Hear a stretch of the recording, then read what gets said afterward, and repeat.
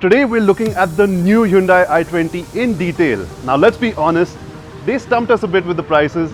They're a little high, but is it still worth your money? Hello and welcome to PowerDrift Face Off, where we take vehicles of all kinds, big and small, tall and wide, quick and lethargic, you get the gist, put them together and see what's better. Today, it's the turn of these two. One's homegrown, well received, much loved, and then there's the crowd favorite, the people pleaser, the ruler of the roost. If only people said such nice things about me, but anyway. We kick off with the Tata Altroz. Hand on heart, I love how far Tata's come in terms of design. This has its roots in the Indica, mind. It might have gone premium, but that does not include the price. You'll be paying anywhere between 5.5 and 9 lakh for it. And for the money, I really like the car.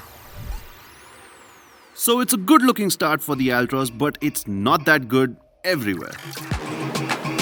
The overall quality of materials, for instance, they're good by Tata standards, but they're still not the best. And for some, this 7-inch touchscreen right here, it may not be big enough, but that's not an issue for me. What is the fact that the user interface is just a bit outdated, it just doesn't look that great, and honestly sometimes it's a bit laggy as well.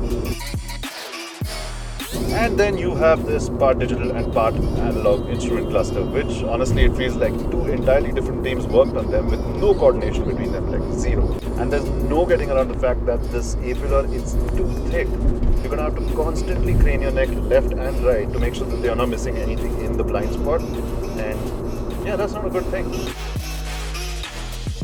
But there's still good reason to believe that Tata's put in a good amount of effort in the Altroz's cabin. For instance, the sound system, it's a Harman Kardon unit. It sounds tremendous. It sounds epic, honestly. The seats are really comfortable and the ergonomics, they're spot on.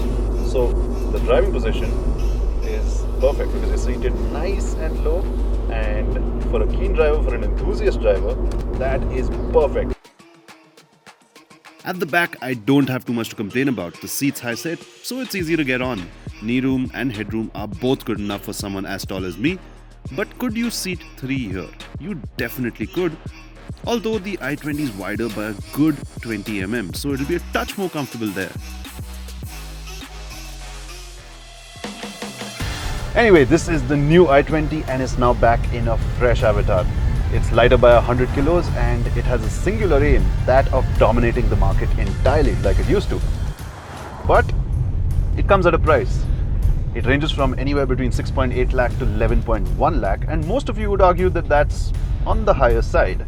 But what that price gets you over the Altroz, and especially if you consider the higher trims of the i20, is 6 airbags versus 2. You get ESC, hill hold assist, TPMS, LED headlamps, a sunroof, a bigger touchscreen, leatherette seats. But the point is you get a lot more.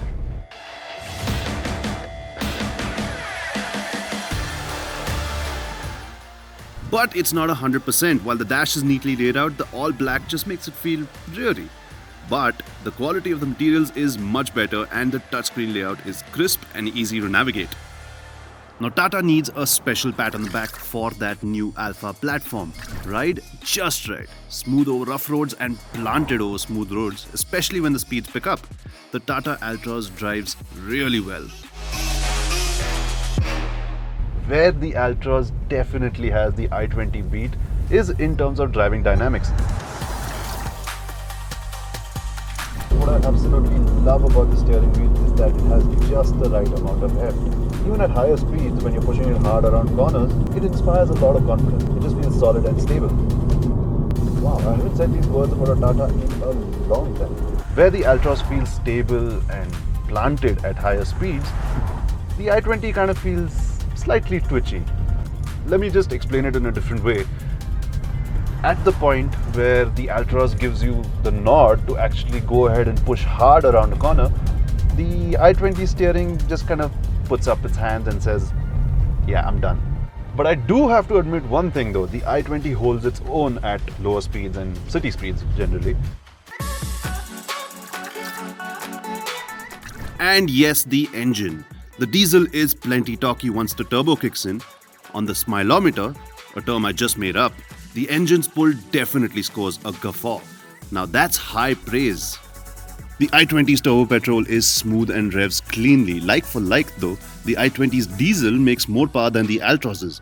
But the Tata shines through as the better driver's package. So the big question, where does your money go?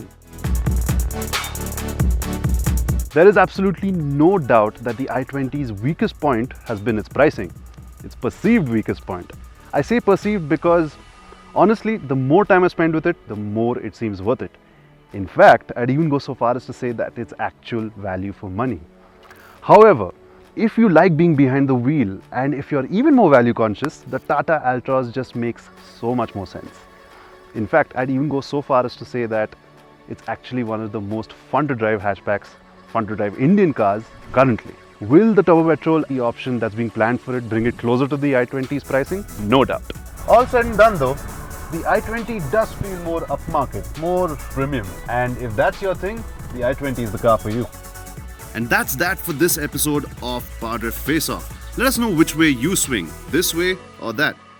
Wait, that question could have been framed better, but you get the point. Catch you on the next one.